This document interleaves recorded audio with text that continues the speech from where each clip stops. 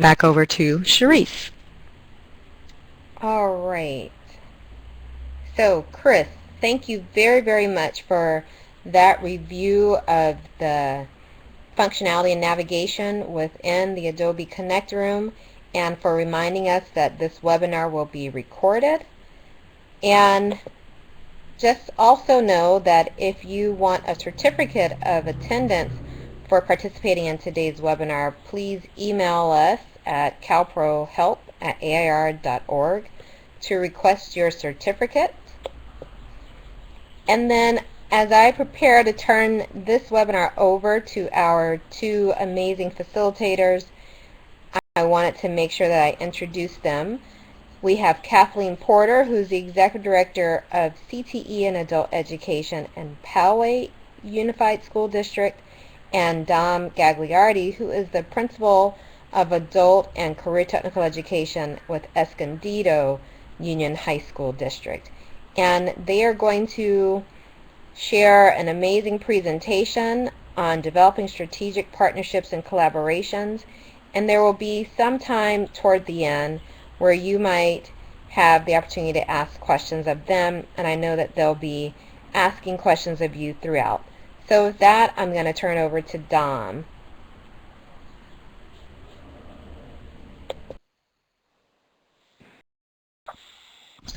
Well, good afternoon, ladies, and thank you again for joining Kathleen and me in this session on developing strategic partnerships and collaborations.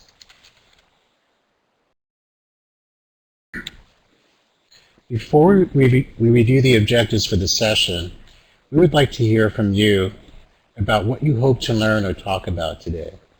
So please take about 45 seconds to jot down any thoughts you may have in the chat pod on the right, and we will quickly see how many of your thoughts are aligned to what we have planned, and we will determine how to weave these into the presentation.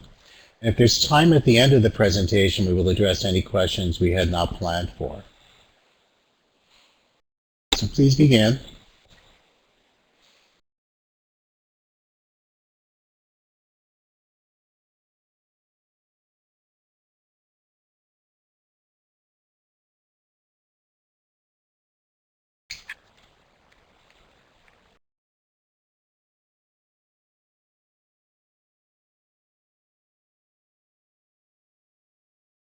I see Jackie's typing.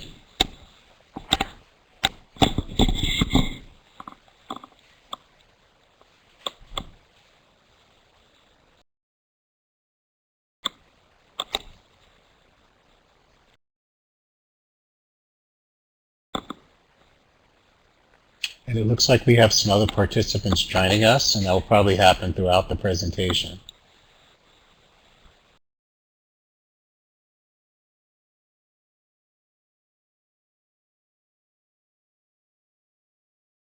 Welcome, Peggy. This is Kathleen Porter, and Dom is just asking everyone in our group to type in the chat pod over on the right and let us know what you were hoping to learn about today. And so I see Jackie wants some more information on how to better collaborate with other teachers so that students can profit from that. And we'll try to address that near the end.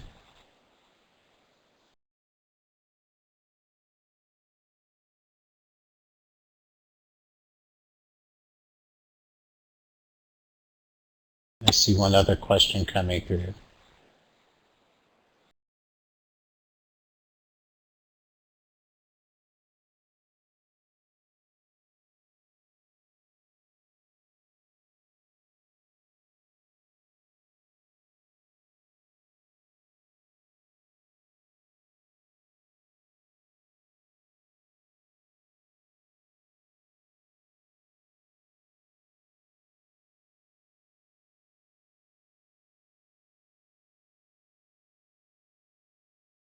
Okay, I'm going to move on as those questions are coming through. Okay, I see Gloria and Peggy have actually posted two comments. Gloria would like to know how to build stronger partnerships under AB 86, and I do think what we're going to discuss today will help with that. And Peggy would like to know what you mean by strategic, and are there strategic models out there to help expedite our AB86 work with future partners? And again, I think we'll be addressing that as well. So, as you can see from the objectives we've outlined for today, which there are 4, the first one is really to identify the many current state and national initiatives whose requirements might determine likely partnerships. The second is to review the elements and characteristics of effective partnerships. The third is to analyze any existing partnerships your agency may have and how effective they are. And finally, we're going to give you some time to think about next steps in order to develop more meaningful partnerships and collaborations. So now what we'd like you to think about is a particular challenge or obstacle your adult school is facing.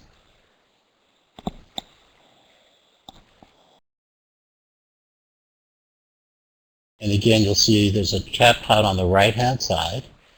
And if you could just identify something that your school is dealing with, it looks like all of us are dealing with AB86, so there may be some particular challenges or obstacles related to that, but even think beyond that.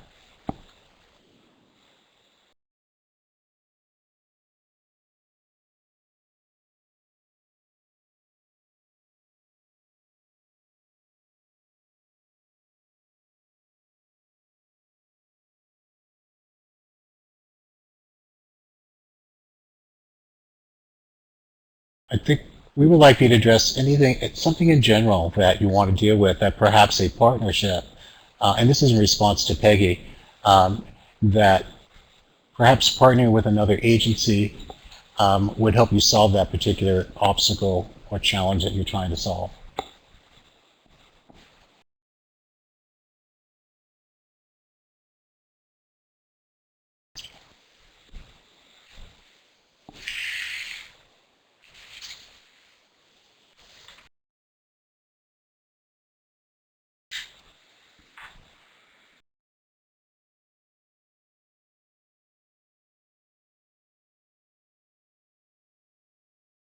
It looks like everyone has something that they're trying to solve. I think we're all in the same boat.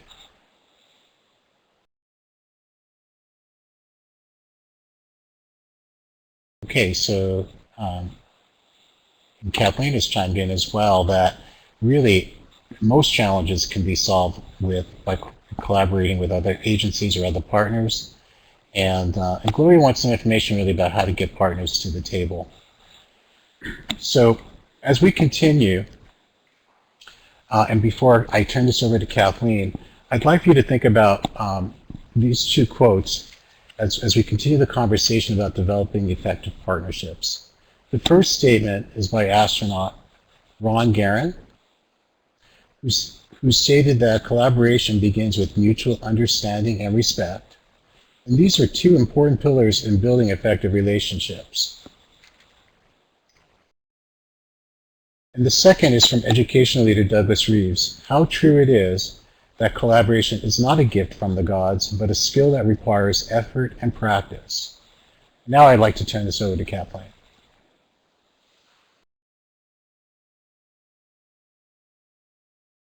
Thank you, Dom, and welcome everyone. I'm surprised that we have such a small, intimate group.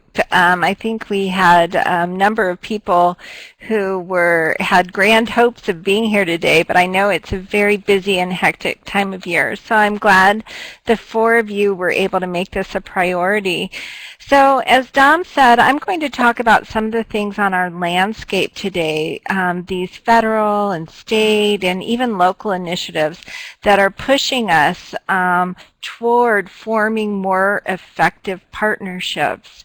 And so with that in mind, I just wanted to share with you all what kinds of things might be on your landscape. So one of our community college partners and I started putting together this list of different grants and initiatives and different things that we are all thinking about and talking about. And so we started to come up with this idea because we thought, hey, did you ever wonder why we're so tired? And I think the term that we've started to refer to all of this with is initiative fatigue. There are so many different initiatives out there right now that we're all trying to navigate. So we've got AB 86, and I know a couple of you had mentioned that in your opening remarks, and so that's very much on our minds. We've got the Workforce Investment Act that's now going to become the Workforce Investment and Opportunities Act. We've got local control funding formula and working with our districts to create the local control and accountability plans. We've got at the community college arena, they're working with SB 1070, they're working with Triple SP. We've got all these. Doing What Matters is another initiative that our community colleges are working on. So all of these different things. And so in San Diego County, we started putting together a little matrix to say, wait a minute, so what is it that the California Career Pathways Trust Grant is supposed to do? What is it that SB 1070 is supposed to do? What is it that Triple SP is supposed to be doing? And so on. And what we started to see is that there is an awful lot of overlap between these different initiatives. And so if we're doing this work in silos, we're going to have a lot of redundancy. And so part of what all of these initiatives are really driving us toward is to take a look at leveraging resources and working smarter, not harder. So the themes that are coming up from all of these different initiatives, some of the things are relate to local control or this regional response. The regional response will mandate that a group of partners actually has to submit the application. So you can't just go at it alone. The responses require that it needs to be a team of agencies working on something. The local control piece is really trying to drive the decision making down to the region or to the area that's closest to the problem. So, for example, with AB 86, we really looked at our regions being our local community college district boundaries. So in San Diego County, we've got 5 different community college districts, and so we were initially thinking, oh, it'll probably be a San Diego County initiative, but no, it was driving it down even farther, even to a smaller area with just our community college districts. And when you think about your school districts and working with local control funding formula and creating their local control and accountability plans, what we're starting to see is that, hey, we want the districts to make these priorities and to set their course. So the reason for that, or some of the reasons for this, is what we were talking about as we started to look at the matrix on the previous slide, is how do we leverage resources? And again, how are we working smarter and not harder? And so creating seamless transitions and articulations for students to go from system to system or go from K-12 to post-secondary to the workforce. How are we creating these easy pipelines for our students? Another theme. So what we'd like for you to do at this point is to think a little bit about, given our landscape here, what are some agencies and organizations that are likely to help us with some of these initiatives? So I'm just going to give you a few minutes to think about that, and if you can just type your responses in the chat pod over on the right, that would be great.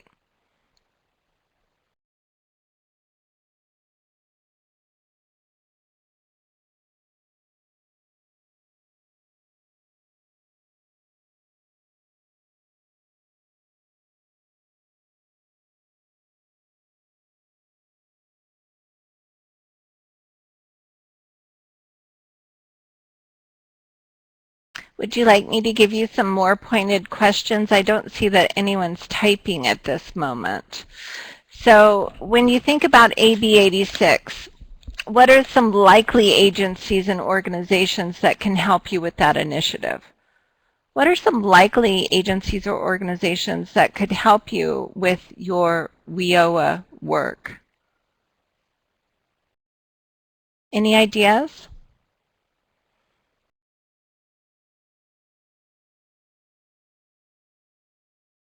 Oh, good. Peggy's calling in. Thank you. A long list in your plan already. Great.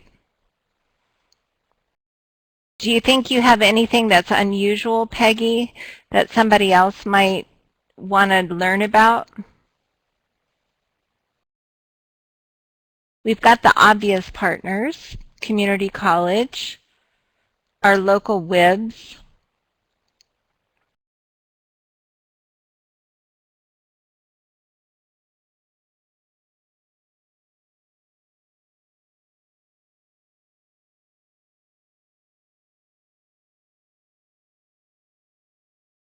Good, Dom. Department of Rehabilitation.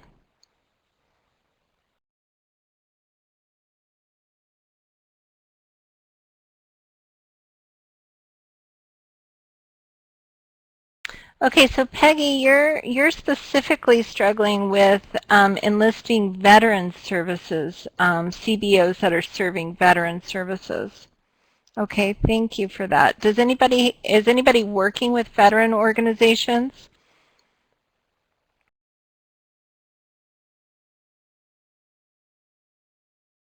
We can talk more about that later, Peggy, as we move through the slides. Gloria, Jacqueline, or Kathy, do you have any ideas?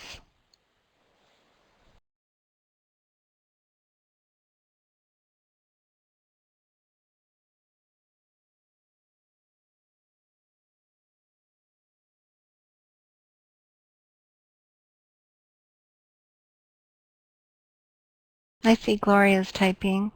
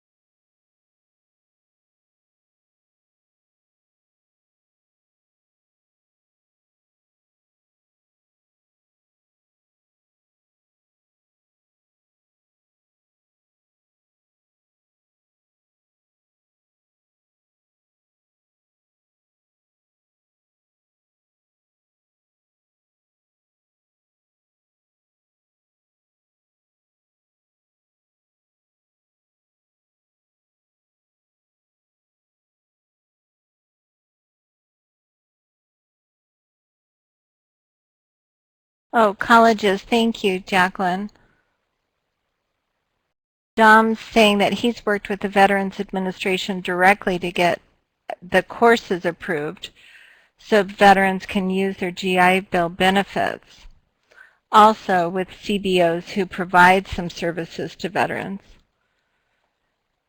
And Gloria, you say that you've identified agencies, but the agencies, you're having trouble getting the agencies to the table. So I think we will talk a little bit more about both of those things. So let's move on here at this point.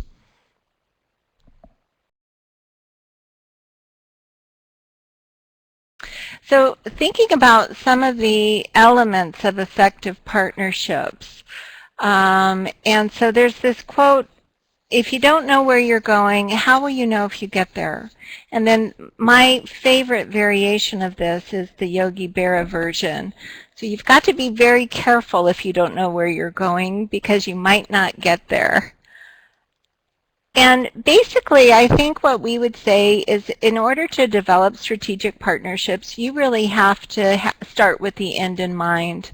So it's the backwards planning kind of model where you are creating the vision. You know what it is that you want or need to do.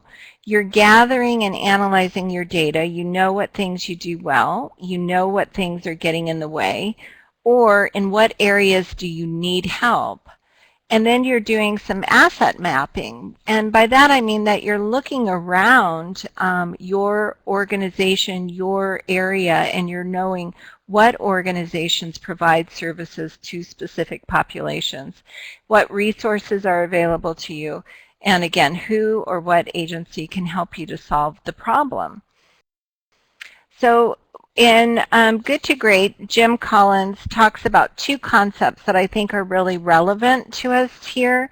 The first is the hedgehog concept, and in this book, Collins really tries to say in being a hedgehog is basically you know what you do really well. You do one thing really well, and you don't try to do everything for everyone. And so I think that's relevant to partnerships, because if we know that what we do really well is education, or maybe it's ASC education and CTE education, then what is it that we need to wrap around those services in order to help our students be really successful? So that's the hedgehog. The other thing Collins talks about in this book is the flywheel effect. And what he means by that is that if you are very strategic about where you start applying pressure and applying effort, that just like the flywheel in an engine, or if you think about a merry-go-round on a playground, when you first start to turn it, it takes a lot of effort. But eventually you can get that merry-go-round spinning around where you can stand in one place and just tap it as it goes by to keep that momentum going.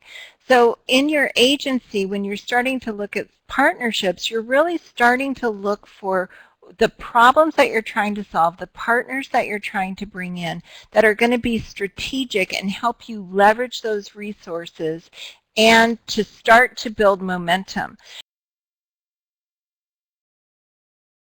Because once you start to build something vibrant, what happens is you have other agencies that want to join in. And so one of the things that I wanted to talk briefly about here is are these levels of institutional relationships. And Dom's going to follow up a little bit more on this in a minute. But basically, Teresa Hogue, who's with Oregon State University, did a lot of research in the early 90s, and she came up with these levels of institutional relationships. And so you can see they're networking, cooperation or alliance, coordination or partnership, coalition, and collaboration. And what these different levels of relationships really are based on two things. It's the degree to which the organizations share in decision making and the degree to which they share resources. So it's those two pieces. So when you look at networking, we've got agencies that are just kind of coexisting. I'm serving my students over here. You're serving these students over here.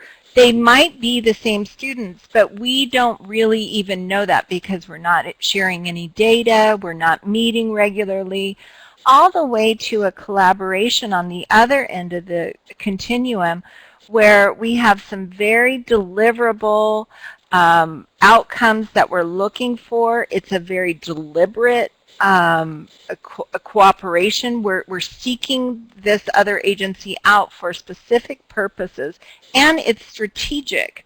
We might be sharing in decision making. We might be sharing resources. We might be submitting grants with each other.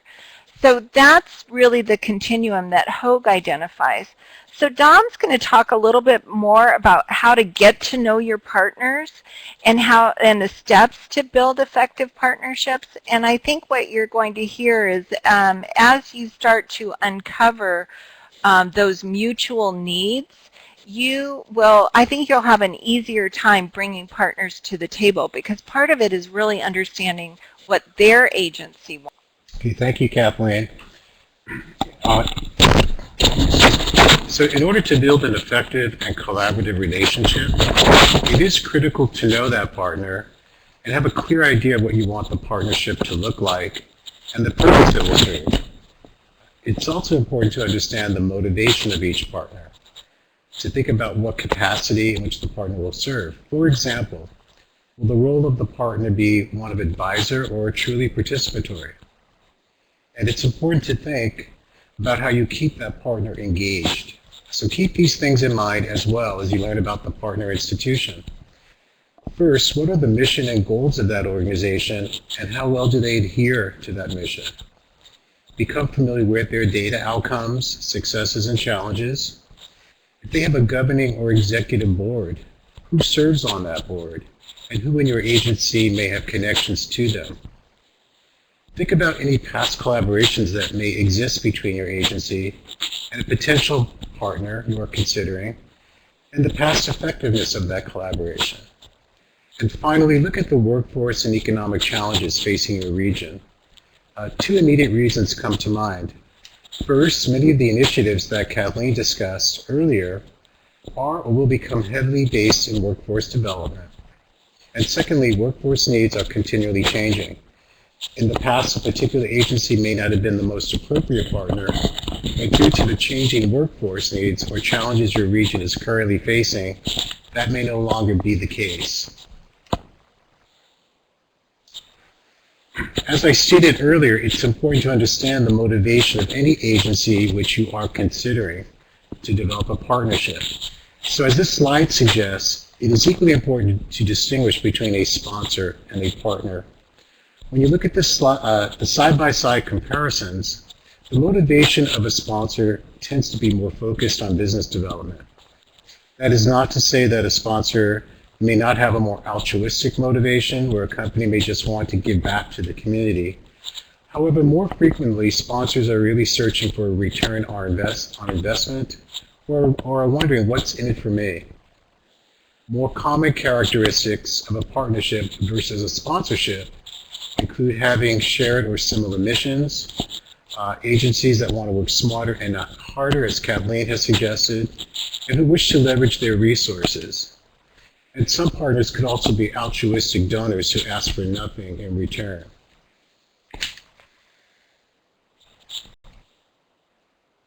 So we want you to keep these steps in mind when you're trying to build partnerships. The important first step in building partnerships is to really know who your partner is and understand the motivation for the partnership for all parties. Make sure your partner knows who you are and what you represent. It's important to know what you need or what you would like. There is nothing more frustrating for an agency willing to work in a partnership capacity, but is unclear as to what the expectations might be.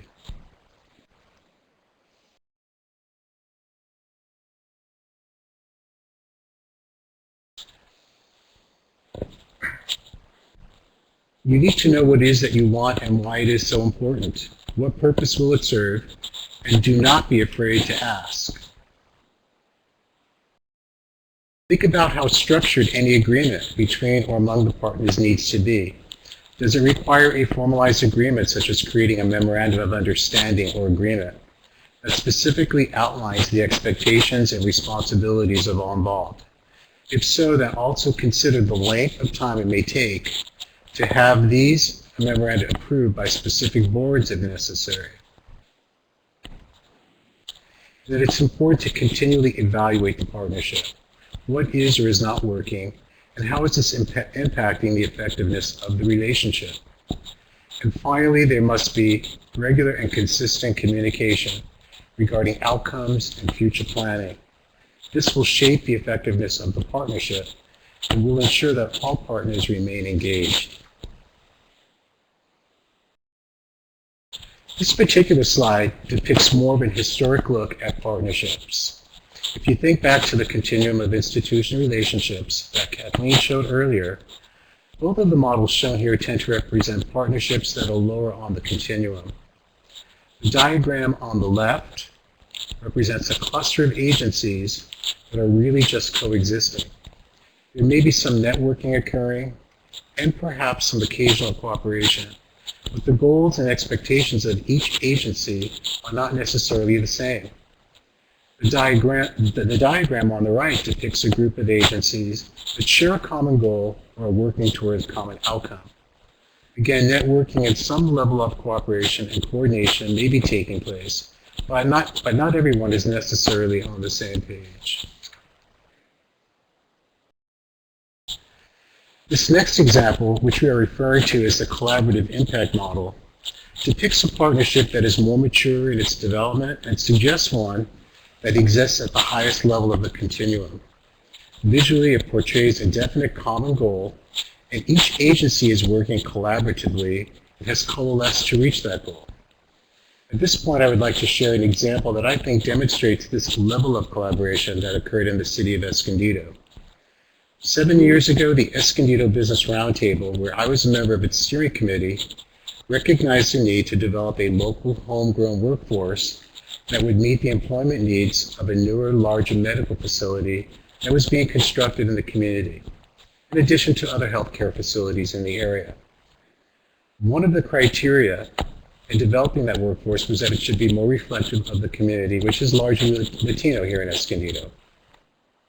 The initial members of that partnership included Palomar Health, the City of Escondido, the Escondido Education Compact, our Escondido Adult School and RP program, and the San Diego Workforce Partnership. The goal was to create a pathway in the allied health careers targeting English learners and lower socioeconomically disadvantaged high school age students. This plan also called for the development of a program that would be offered after school and during the summer. Palomar Health provided funding to develop new courses that were called Healthcare Career Fundamentals 1 and 2, which were both year-long classes. And then these classes became part of the career pathway that included a certified nurse assistant class as the capstone class.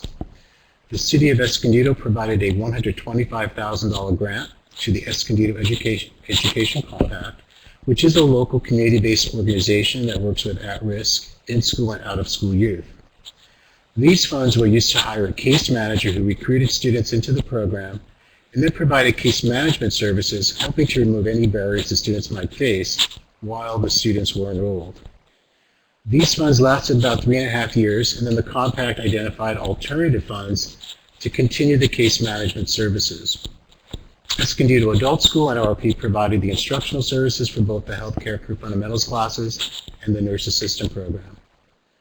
The targeted student group included high school juniors and seniors, and students from either grade level were recruited to participate in the year-long Healthcare Career Fundamentals classes, and then 15 students were selected from this group through an application process in order to participate in a very intensive summer Certified Nurse Assistant program. Since the Escondido Education Compact is also the recipient of summer hire youth funds from the San Diego Workforce Partnership, students were paid during the clinical portion of the class. So in essence, this course allowed for the students to really have a summer job.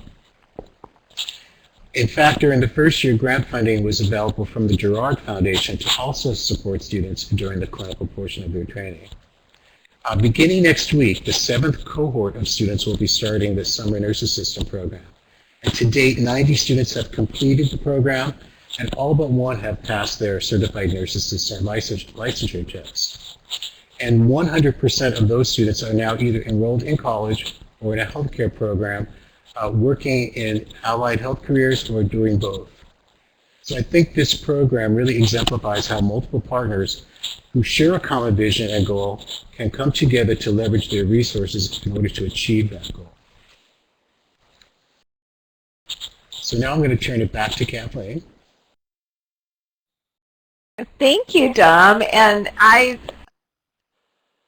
that's just such an amazing project. I love hearing about that. So good job, Escondido, and all your partners. So participants, what I would like you to do, and we aren't going to have you declare this in the chat pod right now, we just wanted you to think about it and kind of self-declare if there is one partnership that you'd really like to better develop. Where do you see that on the continuum today? And if you can commit to yourself to one action that you would take to move the relationship forward. So based on what we've talked about today, I'm just going to give you a few seconds to think about that.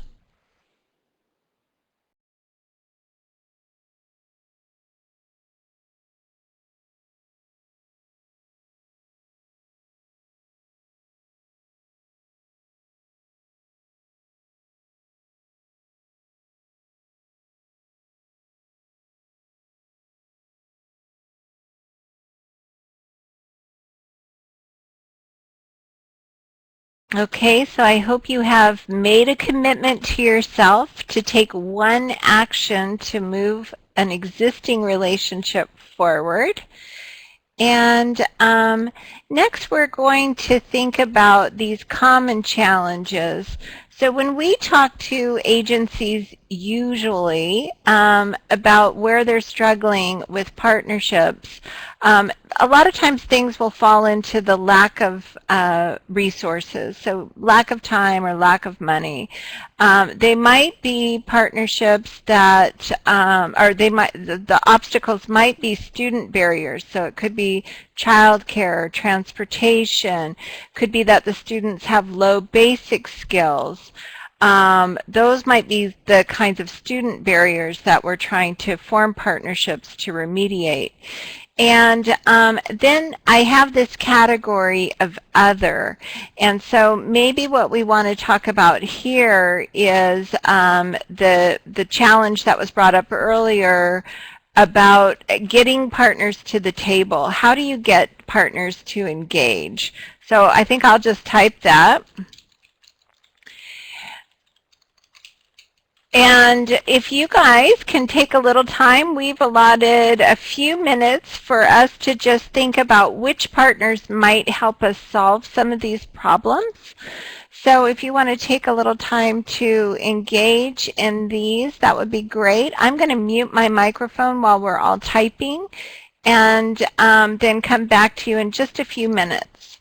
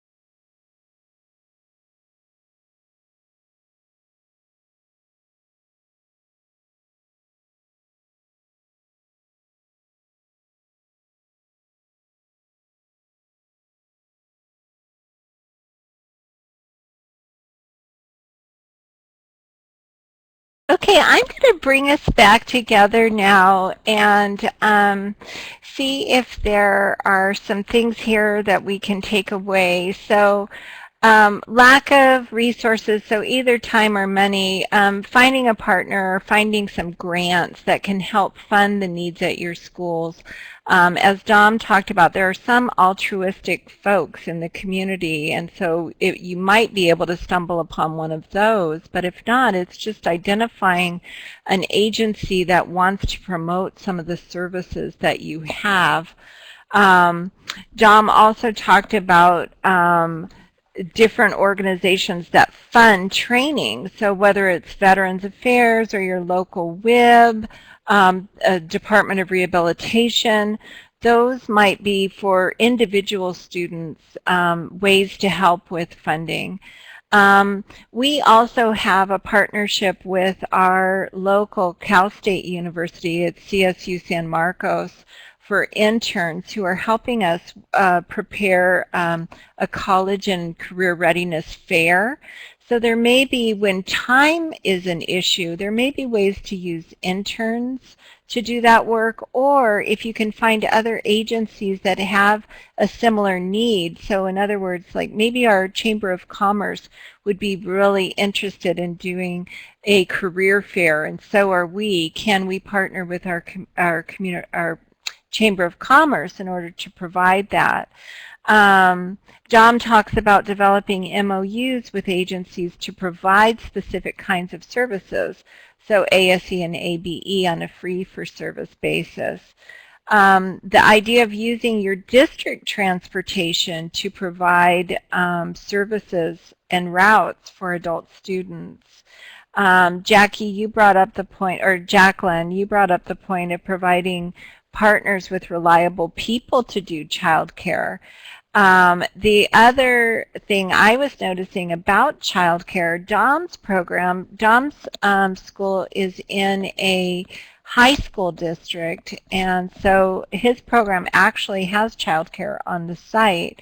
We're a K-12 district, and so we partner with our extended student services and our preschool programs for childcare.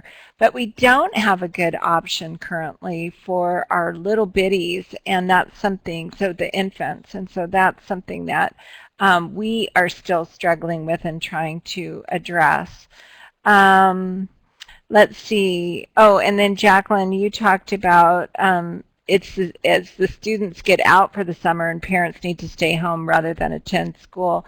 You know, when we had the community-based English tutoring program, we actually did sort of a child care co-op on site. So if a parent committed to come 4 days a week, we'd have 1 day a week that we rotated parents through a babysitting kind of environment where we had 2 parents with a group of children, but the other parents were still on site if there was a problem.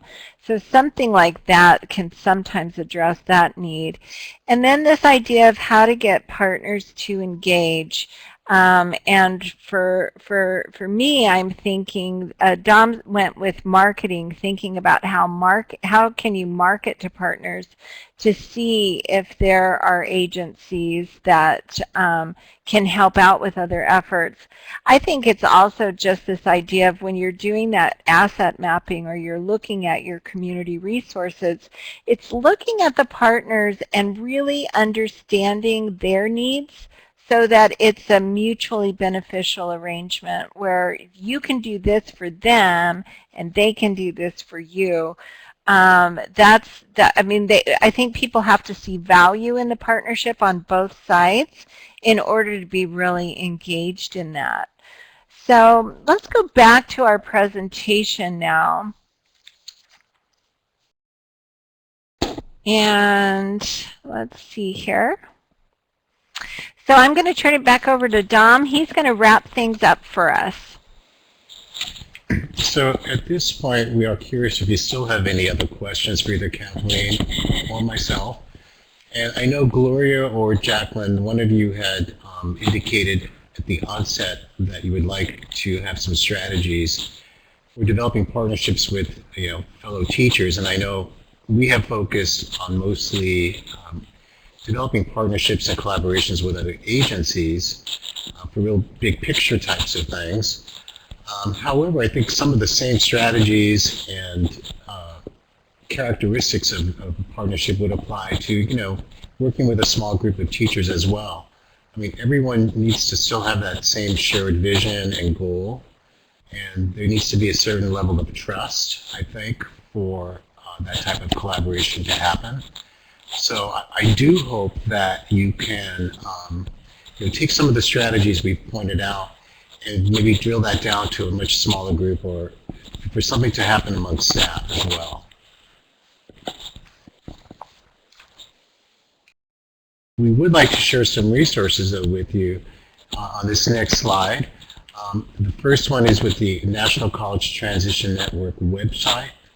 And you will notice that at this website, there are even some templates for MOUs or some sample MOUs, and those are memorandum of understanding. Again, depending on how formalized you want the partnership to be, then you would try to identify the expectations and the responsibilities for either agency or partner within that MOU document. And then the second one is from Poway, the Poway School District. It's their Partners in Education program, and Kathleen was very gracious to share this so that there's some good information there on ways to partner, newsletters and maybe newsletter templates, how to create sponsorships and different sponsorship levels. And finally, as we conclude, and I know there are only two of you here left, but we want to share our personal contact information. And again, this was presented to you at the very beginning, but you have our office numbers and our email addresses. And if there are other questions, or if you want to continue the conversation, we'll be very, very happy to stay in touch with you. So with that, I'm going to turn it back over to Charisse and Chris to close out the presentation. Thank you, Dom, and thank you, Kathleen, very much. You had a really phenomenal presentation, and I am sorry that we didn't have a larger turnout because this is extremely valuable information.